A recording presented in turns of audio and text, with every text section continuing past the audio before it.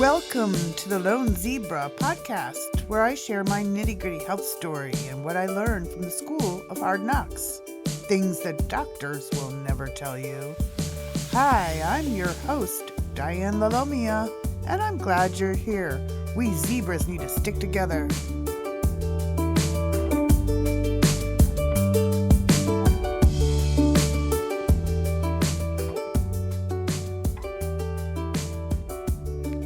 Welcome to episode 025 of The Lone Zebra.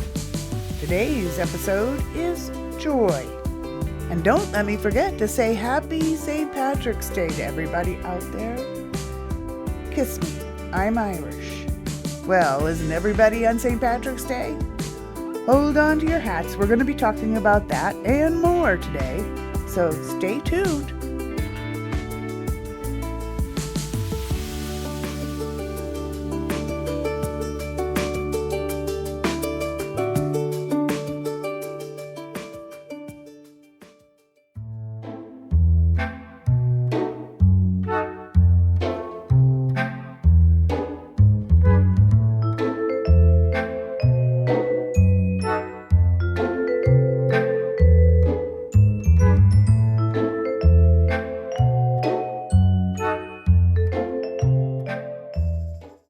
Kiss me, I'm Irish. Well, not exactly Irish, not 100%. I'm Scottish, and I think Irish is mixed in there somewhere, and Northern England. Well, anyways, everybody's Irish on St. Patrick's Day. But today I want to just talk a little bit about the fact that I was born with really red hair. And a lot of people that have Scottish or Irish ancestry have red hair, and it's kind of been a connection that I keep seeing oftentimes with MTHFR, and that is the methylation issues, the genetics that predisposes you to having issues with methylation, and therefore biochemistry is off and oftentimes leads to some chronic diseases because the nutrition isn't there. Anyways, I've seen that the history of the MTHFR seems to be very prominent in the Norwegian countries and also the Norse Vikings that went to Scotland and Ireland. It continued into those countries as well. And there seems to be a correlation as well with Italian, especially Sicilian, to having the MTHFR variation. But more often than not, redheads seem to be implicated in a lot of different things, and this is no exception. Another situation that I encountered, too, in doing some research about methylation and redheadedness and that sort of thing, and the descendancy of Irish, was that there seems to be a connection between hair color and copper in the body. It seems as though copper is associated with higher levels of estrogen as well. So there is an estrogen-copper combination, and it seems to be more prevalent with redheads and people, more than anything, the MTHFR variations. But I also went further down the rabbit hole, and the connection with my pyloric stenosis as an infant was made rather interesting twist when I discovered that copper is actually assimilated in the body in the duodenal area. The duodenum is just below the stomach, where it opens into the intestinal area from the stomach. In my case, for pyloric stenosis, the duodenal sphincter muscle, the pyloric sphincter, became too overworked and atrophied to the point that it became a blockage and had to be surgically removed in order for me to eat. I starved from the age of 2 weeks to 2 months before they discovered it. But the interesting thing that I noticed was that copper is assimilated in the body in this area. And the other interesting fact was when a woman is pregnant, her copper increases 200%. This copper is necessary to lay down new blood vessels and circulatory systems for the new fetus that's developing. And supposedly the copper goes away and the levels reduce after the baby's born. Well, the baby takes care of a lot of the copper, and the mother's body apparently is able to absorb and assimilate the additional copper after the birth. For mothers that don't handle the copper well, they're the ones that usually have some postnatal depression. Those people that wondered how after a baby, it was one of the most exciting and happiest times of your life, how could you be depressed? Well, that's why.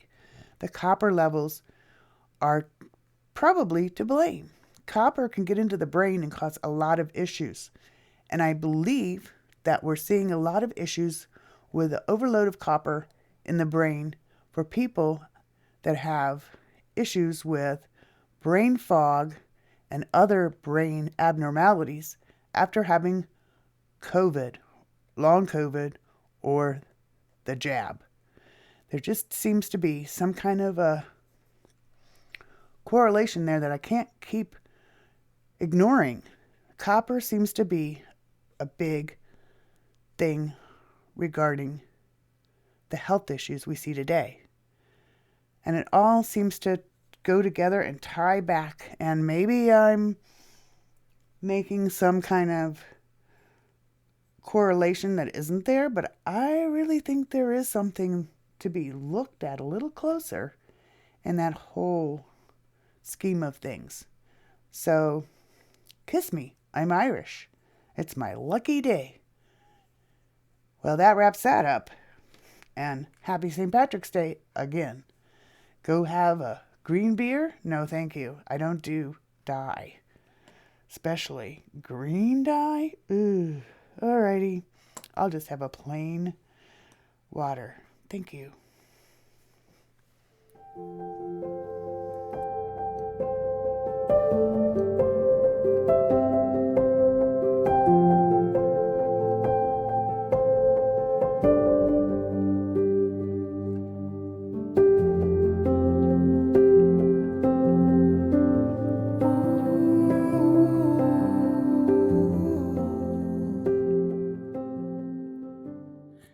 Reading from the book Women of Purpose, a daily devotional for discovering a meaningful life in Christ by Sarah Daigle.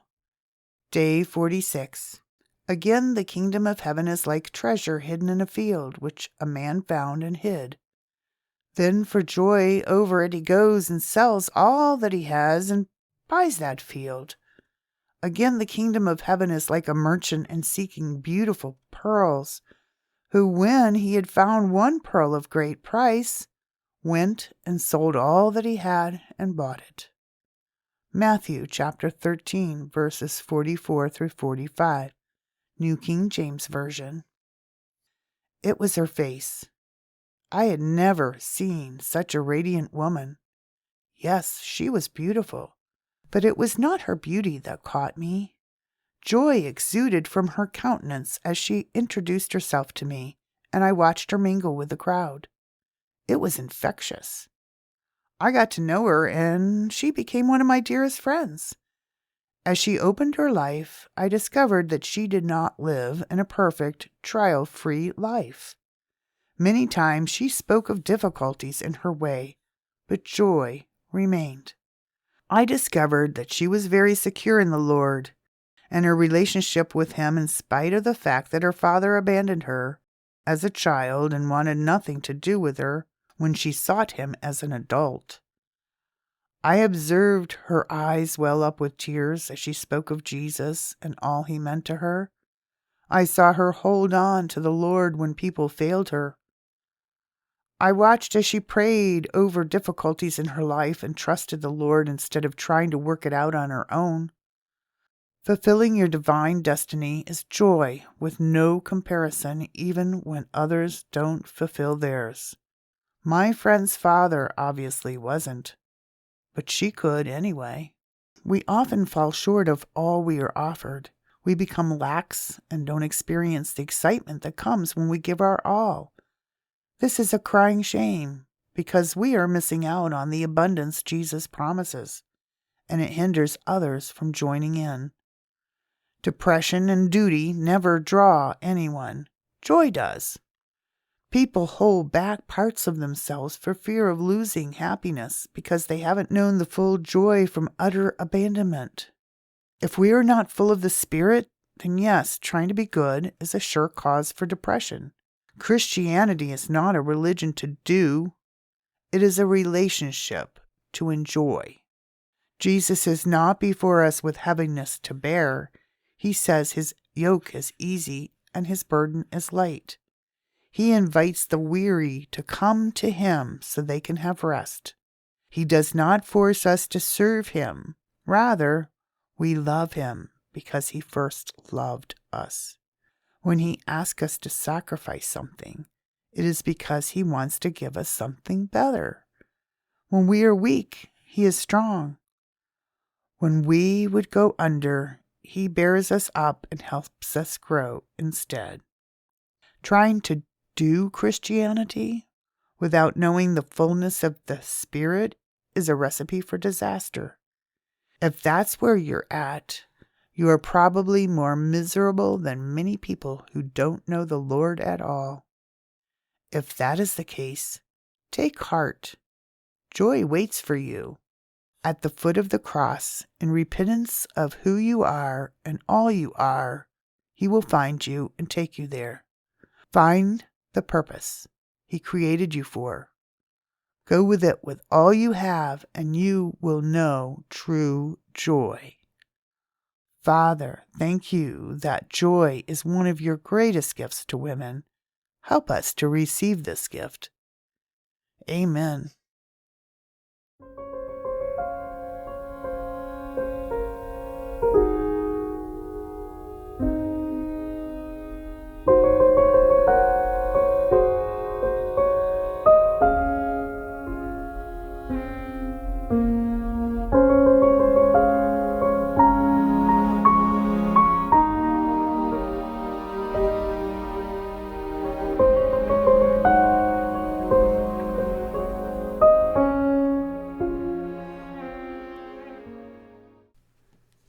What were you born to do?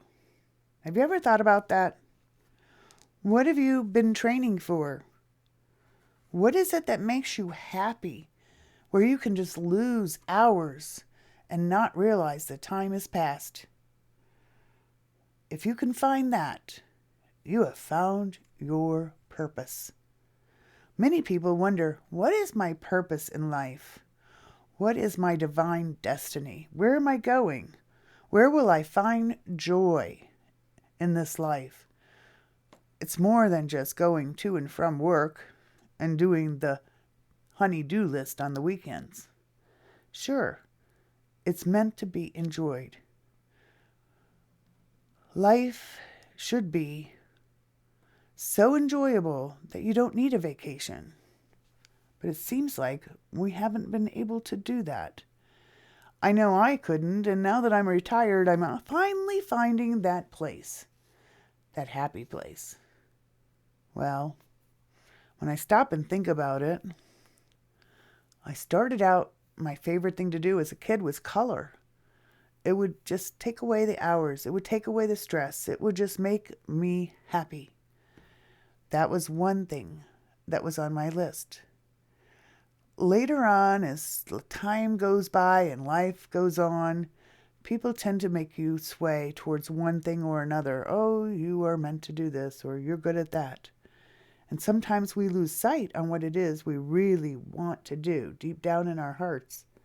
Sometimes people's suggestions or ideas trump our real heart desires. Well, that happened to me. Initially, I had considered going into the sciences, the natural sciences. I loved animals and nature. I loved anything to do with nature. I started studying the sciences and got my associate degree basically in the natural sciences. However, as a teenager in high school, I learned kind of accidentally that I could draw. And my mother was into interior design. She'd been taking a drawing class, trying to understand perspective so she could do her homework and draw a room in the proper perspective and show her interior design skills. Well, I picked up the pencil and a piece of paper or a sketchbook or something and drew that little Rudolph or whatever that little reindeer is, or some kind of little thing that says, draw this and maybe you should be in art school kind of thing.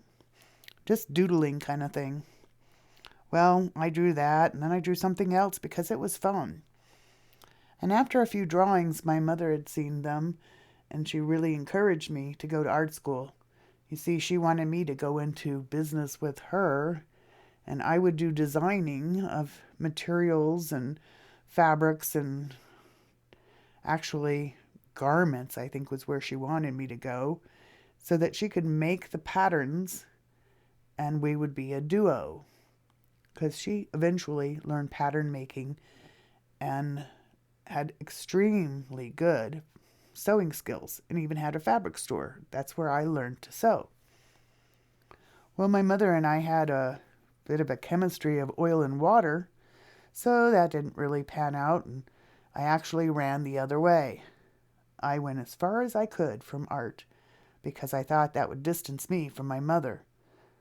I was afraid that art would get me into a lifelong situation I would have a hard time getting out of.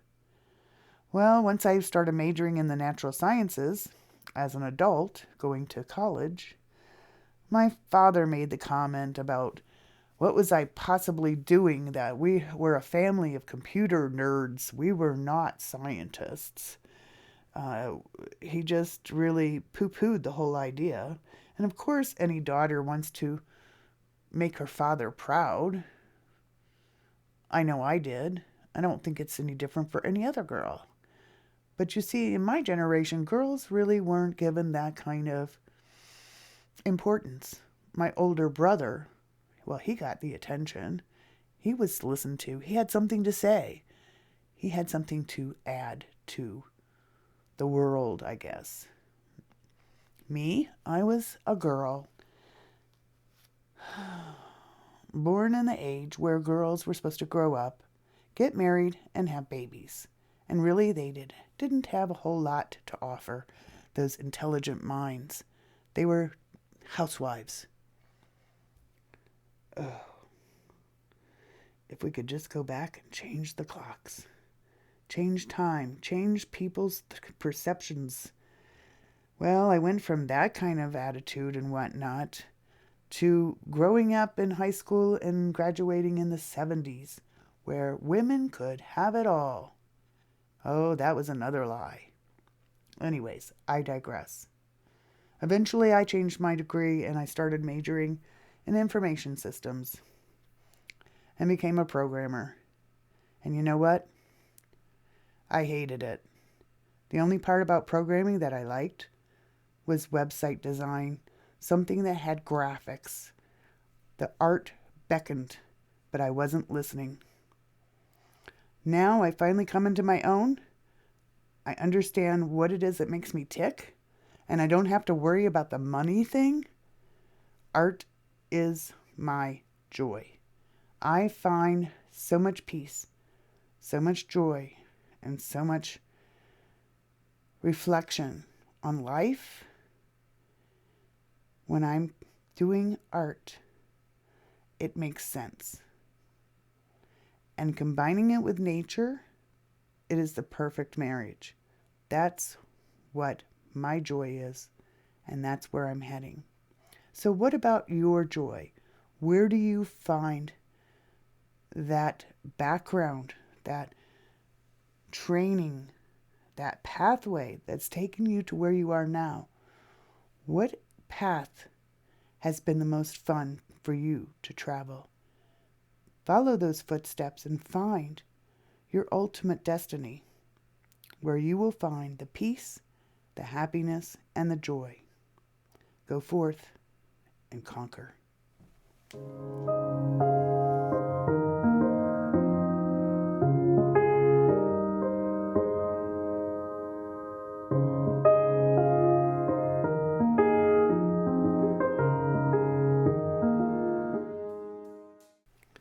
Well, I got the pacemaker updated just this past week. I'm about 4 days post.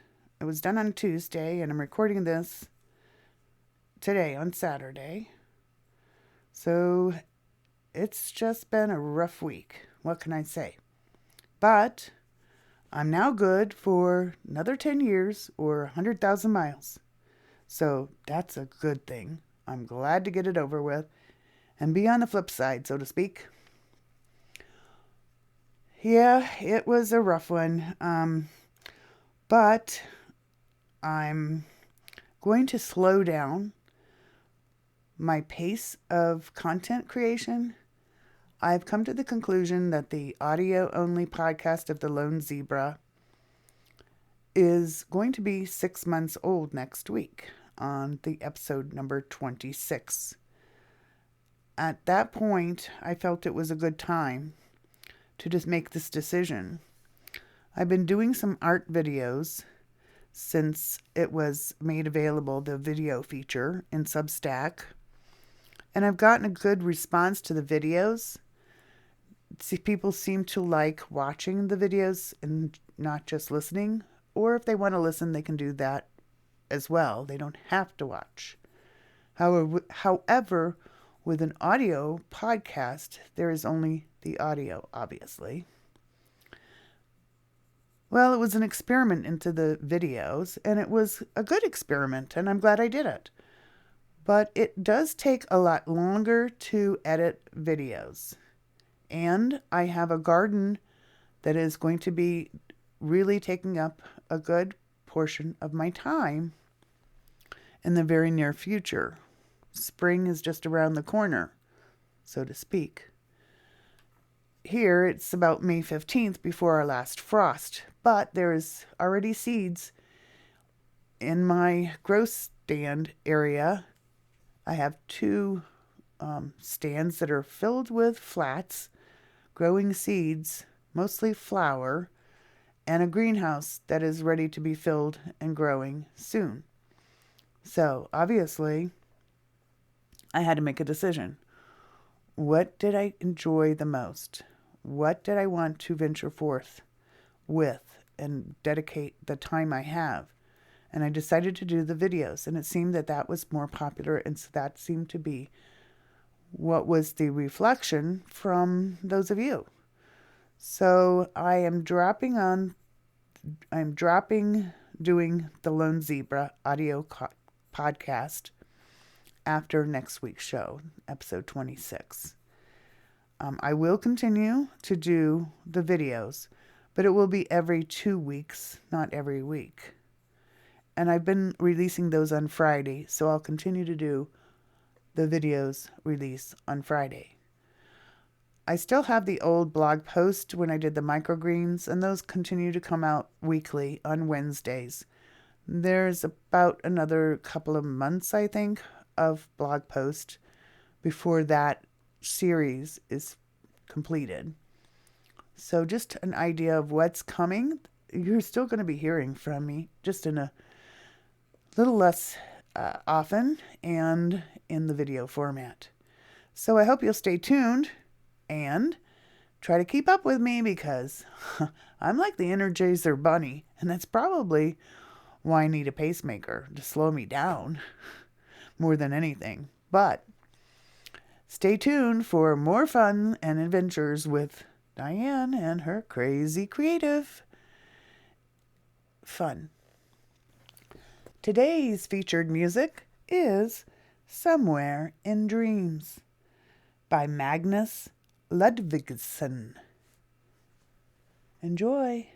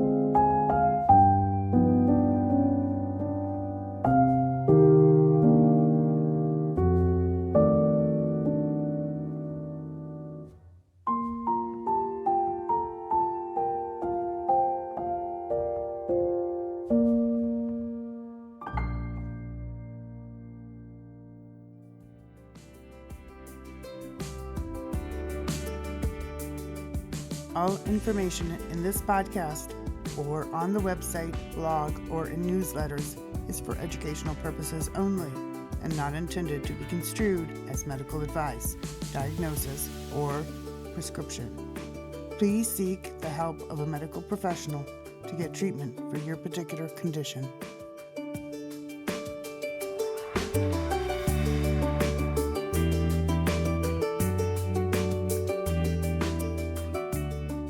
Thanks for listening to the Lone Zebra podcast. Don't forget to check out the show notes at dianelalomia.substack.com.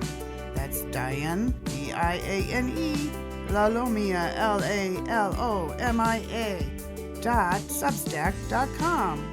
Music on the podcast is provided by Epidemic Sound. See the show notes for featured music and artists. Don't forget to share this podcast with your family and friends, especially fellow zebras. And don't forget to rate The Lone Zebra on your favorite podcast app so others can find me. Until next time, blessings. Have a great day.